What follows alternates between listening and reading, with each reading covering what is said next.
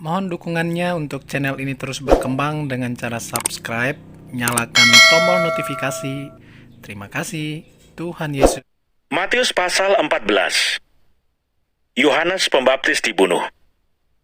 Pada masa itu sampailah berita-berita tentang Yesus kepada Herodes, raja wilayah. Lalu ia berkata kepada pegawai-pegawainya, "Inilah Yohanes Pembaptis.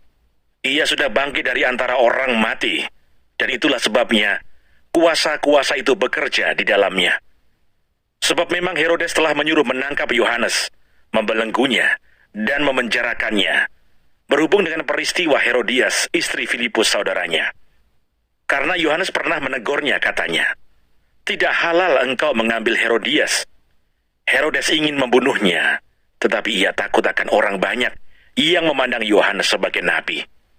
Tetapi pada hari ulang tahun Herodes, menarilah anak perempuan Herodias di tengah-tengah mereka, dan menyukakan hati Herodes. Sehingga Herodes bersumpah akan memberikan kepadanya apa saja yang dimintanya. Maka setelah dihasut oleh ibunya, anak perempuan itu berkata, "Berikanlah aku di sini kepala Yohanes Pembaptis di sebuah talam." Lalu sedihlah hati raja, tetapi karena sumpahnya dan karena tamu-tamunya, diperintahkannya juga untuk memberikannya.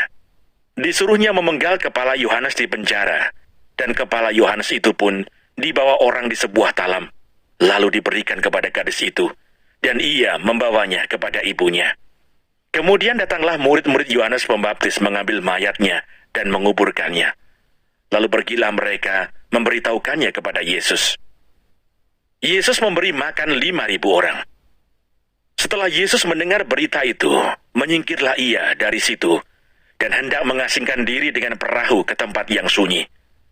Tetapi orang banyak mendengarnya dan mengikuti dia, dengan mengambil jalan darat dari kota-kota mereka. Ketika Yesus mendarat, ia melihat orang banyak yang besar jumlahnya. Maka tergeraklah hatinya oleh belas kasihan kepada mereka, dan ia menyembuhkan mereka yang sakit. Menjelang malam, murid-muridnya datang kepadanya dan berkata, "Tempat ini sunyi, dan hari sudah mulai malam. Suruhlah orang banyak itu pergi supaya mereka dapat membeli makanan di desa-desa." Tetapi Yesus berkata kepada mereka, "Tidak perlu mereka pergi. Kamu harus memberi mereka makan." Jawab mereka, "Yang ada pada kami di sini hanya 5 roti dan 2 ikan." Yesus berkata, "Bawalah kemari kepadaku." Lalu disuruhnya orang banyak itu duduk di rumput. Dan setelah diambilnya 5 roti dan 2 ikan itu, Yesus menengadah ke langit dan mengucap berkat. Lalu memecah-mecahkan roti itu dan memberikannya kepada murid-muridnya. Lalu murid-muridnya membagi-bagikannya kepada orang banyak. Dan mereka semuanya makan sampai kenyang.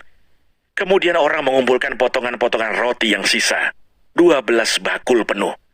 Yang ikut makan kira-kira 5.000 laki-laki, tidak termasuk perempuan dan anak-anak.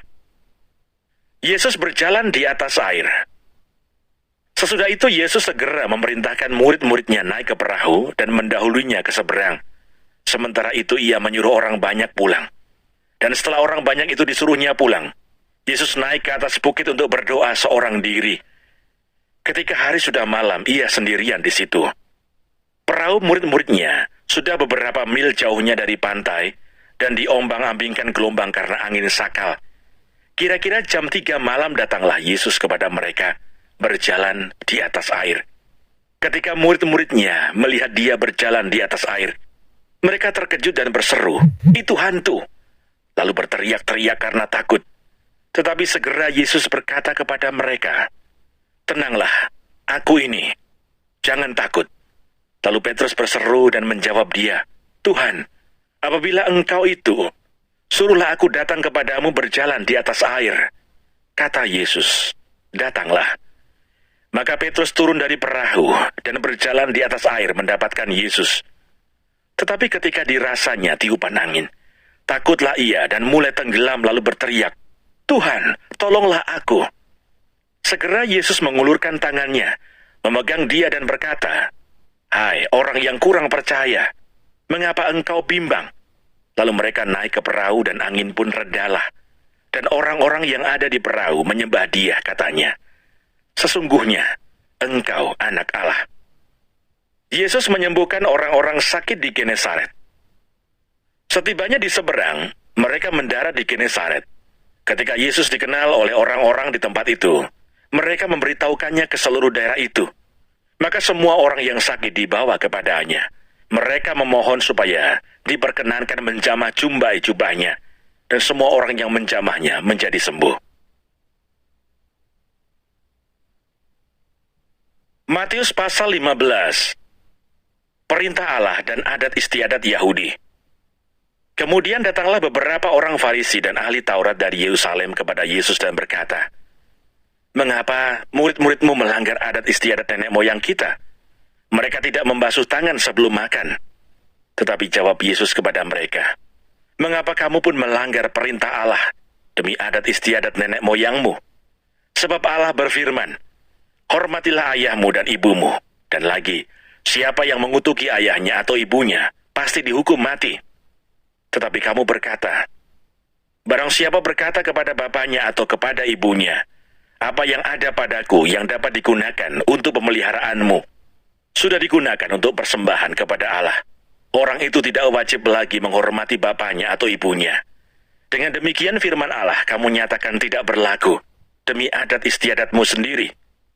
Hai orang-orang munafik, benarlah nubuat Yesaya tentang kamu.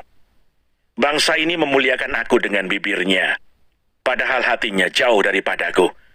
Percuma mereka beribadah kepadaku, sedangkan ajaran yang mereka ajarkan ialah perintah manusia."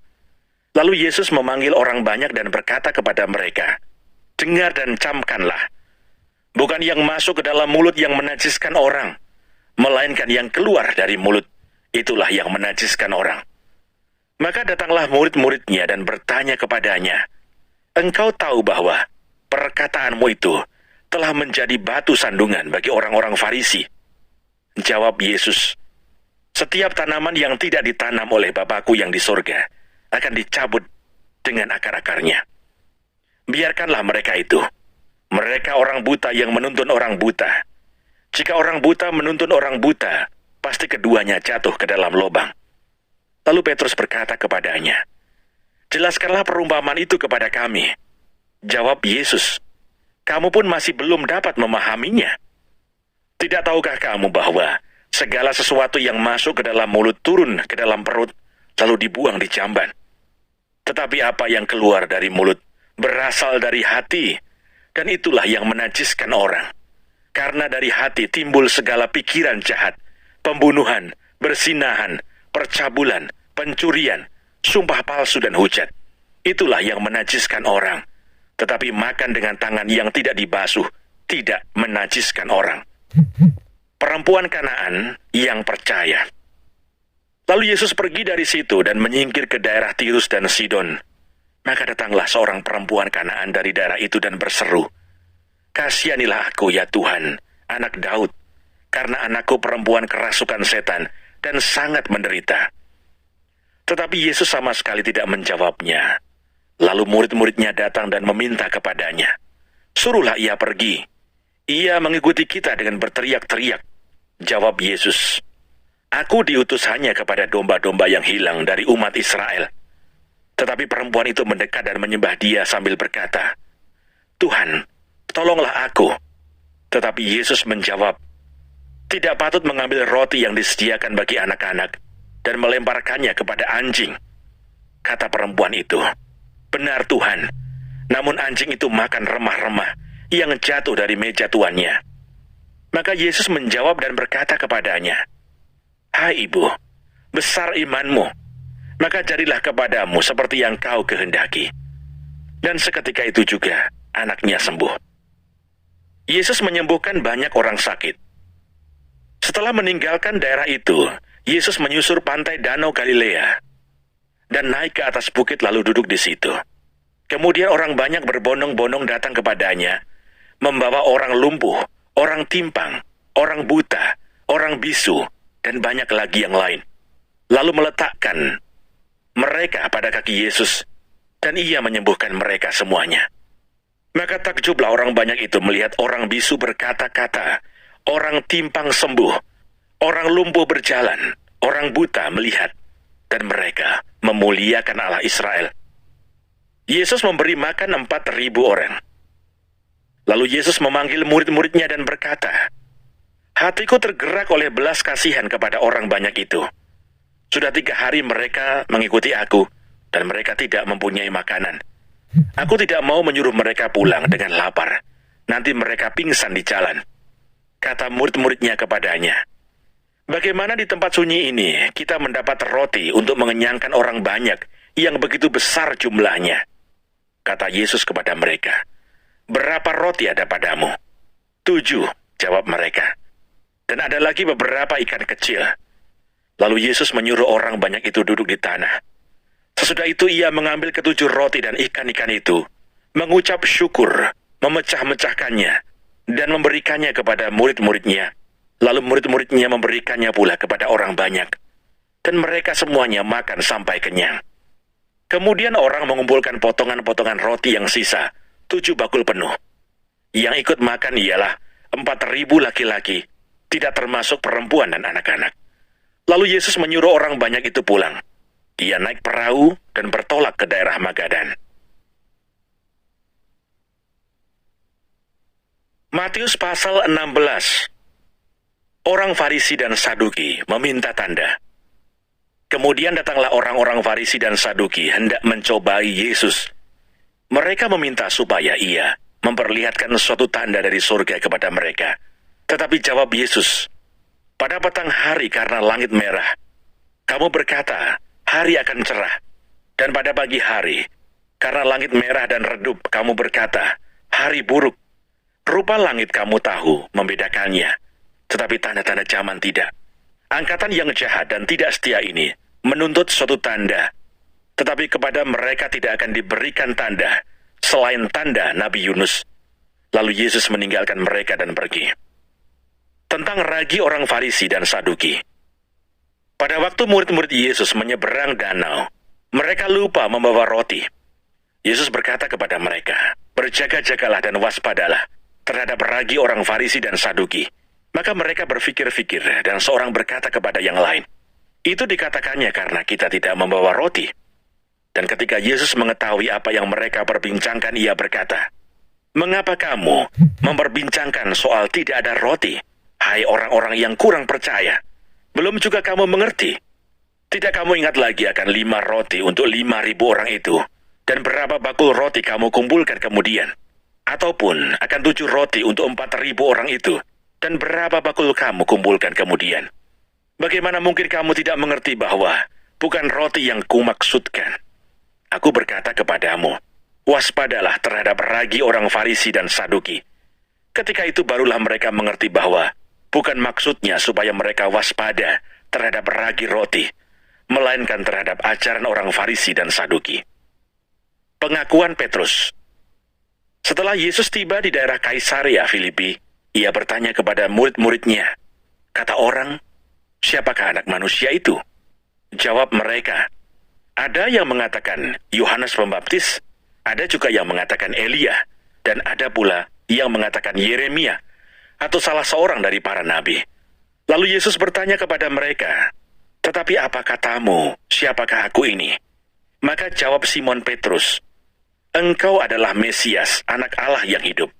Kata Yesus kepadanya, "Berbahagialah engkau Simon bin Yunus, sebab bukan manusia yang menyatakan itu kepadamu, melainkan Bapa-Ku yang di surga. Dan aku pun berkata kepadamu, engkau adalah Petrus, dan di atas batu karang ini, aku akan mendirikan jemaatku, dan alam maut tidak akan menguasainya. Kepadamu akan kuberikan kunci kerajaan surga. Apa yang kau ikat di dunia ini, akan terikat di surga. Dan apa yang kau lepaskan di dunia ini, akan terlepas di surga." Lalu Yesus melarang murid-muridnya supaya jangan memberitahukan kepada siapapun bahwa ia Mesias. Pemberitahuan pertama tentang penderitaan Yesus dan syarat-syarat mengikut Dia. Sejak waktu itu Yesus mulai menyatakan kepada murid-muridnya bahwa ia harus pergi ke Yerusalem dan menanggung banyak penderitaan dari pihak tua-tua, imam-imam kepala, dan ahli-ahli Taurat, lalu dibunuh dan dibangkitkan pada hari ketiga. Tetapi Petrus menarik Yesus ke samping dan menegur dia, katanya, "Tuhan, kiranya Allah menjauhkan hal itu. Hal itu sekali-kali takkan menimpa engkau." Maka Yesus berpaling dan berkata kepada Petrus, "Enyahlah iblis, engkau suatu batu sandungan bagiku, sebab engkau bukan memikirkan apa yang dipikirkan Allah, melainkan apa yang dipikirkan manusia." Lalu Yesus berkata kepada murid-muridnya, "Setiap orang yang mau mengikut aku, ia harus menyangkal dirinya, memikul salibnya, dan mengikut aku. Karena barang siapa mau menyelamatkan nyawanya, ia akan kehilangan nyawanya. Tetapi barang siapa kehilangan nyawanya karena aku, ia akan memperolehnya. Apa gunanya seorang memperoleh seluruh dunia, tetapi kehilangan nyawanya? Dan apakah yang dapat diberikannya sebagai ganti nyawanya? Sebab anak manusia akan datang dalam kemuliaan Bapanya, diiringi malaikat-malaikatnya. Pada waktu itu, ia akan membalas setiap orang menurut perbuatannya. Aku berkata kepadamu, sesungguhnya di antara orang yang hadir di sini, ada yang tidak akan mati sebelum mereka melihat Anak Manusia datang sebagai Raja dalam kerajaannya."